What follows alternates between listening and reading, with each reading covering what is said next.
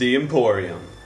The Emporium was one of San Francisco's finest, the sonification of the American building next door. But in 1906, everything went south. And only a few buildings were considered skyscrapers back then, so of course they all wanted to hang out with each other, and Flood was no exception. Going to parties, drinking, sex, drugs, rock and roll, man, they were doing it all. But in 1906, it didn't matter who you were. Everyone was affected. For 2 years, the Emporium was under the radar, but in 1908, he resurfaced, and with a new look. He came back stronger than ever, one of the first to wear boat art designer clothing, wall surface decorations, masonry walls, facades with columns, roof-lined balustrades. He had it all. Everything started to look up for Emporium. Even Hollywood came knocking at his door.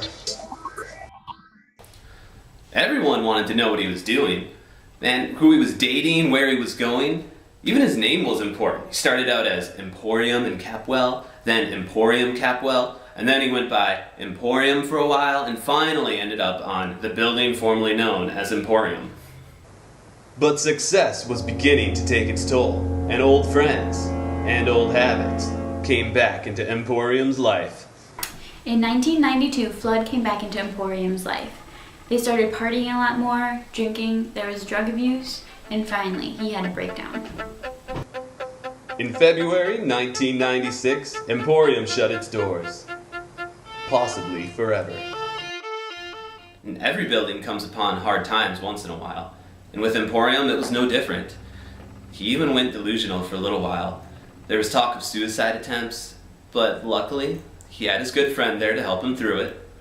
Westfield and Emporium were childhood neighbors. They did everything together. They went to school together. They even joked about having a fling.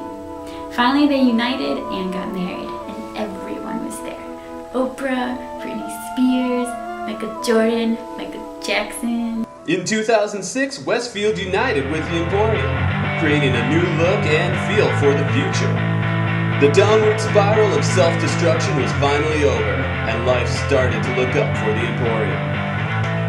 Who knows? Maybe we'll hear the little footsteps of small brackets in the near future.